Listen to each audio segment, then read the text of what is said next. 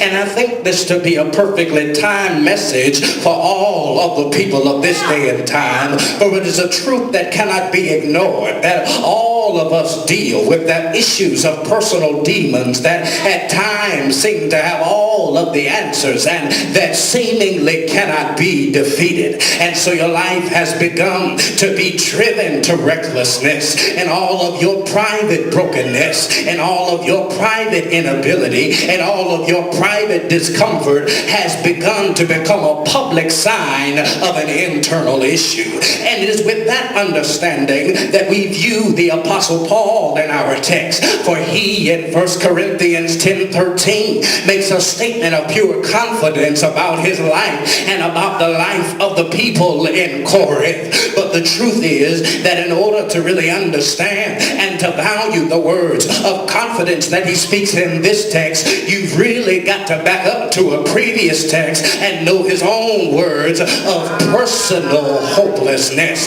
For if you back up to Romans chapter 7, you hear Paul in his confession make his own words of personal statements of hopelessness and brokenness and inability to overcome the personal private issues of life. For it was there that he testified that he had literally become mired in the carnal issues of life and had literally become a slave to sin. It was there that he was transparent enough to admit that he had literally lost control of his own actions. And even when he wanted to do right, and even when he wanted to do better, and even when he wanted to improve, he couldn't, because what he termed as evil was always present. And so the simple diagnosis of his malady was that the problems that plagued his life were not an external force, but it was his personal human inclination to acquiesce to the nature of sin. In Romans 7, he couldn't do right. In Romans 7, he hated his own actions. In Romans 7, he cried out in agony, and it all culminated in him calling himself a wretched, forsaken man with no hope. But again, we pause here to view the positive statements of success, endurance, preeminence, and improvement of 1 Corinthians 10:13. And there must be some tension that arises in your understanding. For the question that reigns supreme in my mind is simple. How does a man go from such statements of complete hopelessness in one place to unheralded confidence in another? The answer, my friends, is quite simply the point of perspective. For if you see in Romans 7, Paul is focused on his own self, but in 1 Corinthians 10:13, he is focused on God. And that is the message of this text, that the only way you can escape the confines of the hopelessness of your life is to stop looking at what you can't do and start looking at what God can do through, within, for, and to you. For if you spend the duration of your days focused on your own inability and your own insufficiency and your own insufficiency, you will be driven to recklessness. And so you end up devaluing others because you aren't worth anything to yourself. You end up over prioritizing the procurement of things because that's the only place you see substance. You don't trust yourself, so how could you trust anybody else? The adverse situations in your life make you bitter and not better. You end up playing musical beds because you don't see value in yourself. You sit on your talent because you lost your ability to dream of a better day for yourself. All because you spend all of your days looking at yourself instead of what God can do in, through, with, to, and for you. For the character flaws that plague your life seem insurmountable, but somebody in here knows that with our God, nothing seems impossible. Go nudge your neighbor and tell him, you better recognize, neighbor.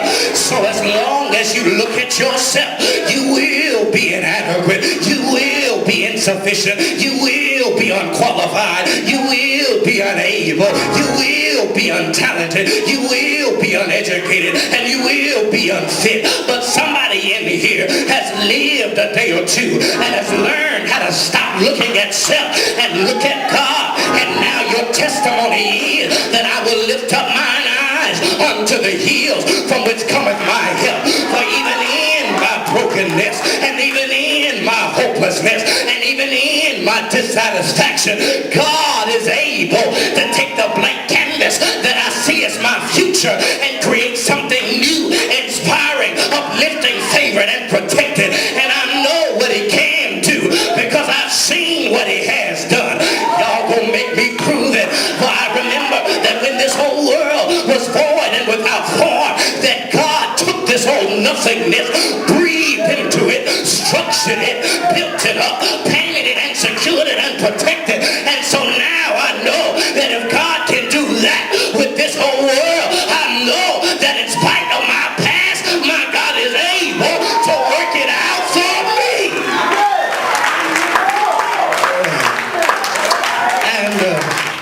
And so Paul teaches us that when my perspective changed, so did my attitude about my hopeless situation. And watch this, he teaches us that he is no longer hopeless, and he teaches us why we don't have to be hopeless. He says, I'm no longer hopeless because I found out that I'm not in this fight alone.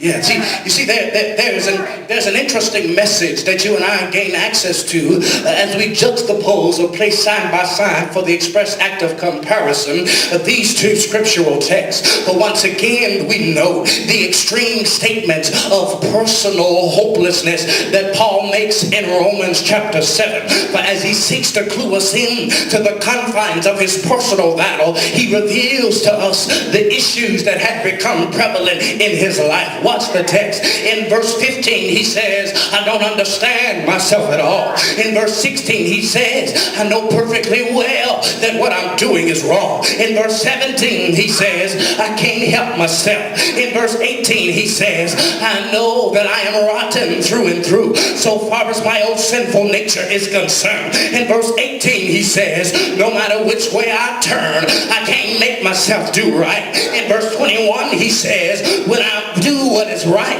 I inevitably end up doing what is wrong. In verse 24, he says, what a miserable man I am. Paul says in Romans 7 that these issues plague my life and I've simply given up. But if you move to 1 Corinthians 10:13, he speaks about the issues of life there also, but this time he doesn't give the issue power, because in Romans 7 they were unable to be overcome. But in 1 Corinthians 10:13, he says that the temptations that people deal with are common. And so what he says is that the issue that I thought I was dealing with on my own, I found out that I'm not the only one dealing with that problem. And I don't know about you, but that blesses my heart, my friends, to know that the fight that I deal with, I'm not the only one fighting. And that ought to give somebody freedom to God is able to use us in spite of past failures. If we learn how to turn our test over to him, our personal struggle will be found to be common, and he can use us in spite of what we fight with. Is there anybody here that knows that God is able to use you in spite of what you deal with? Y'all gonna make me prove it. He used Noah and he was a drunk. He used Abraham and he was too old. He used Jacob and he was a liar. He used Moses and he had a stuttering problem. He used Gideon and he was afraid. He used Samson and he was a womanizer. He used Rahab and she was a hoe. He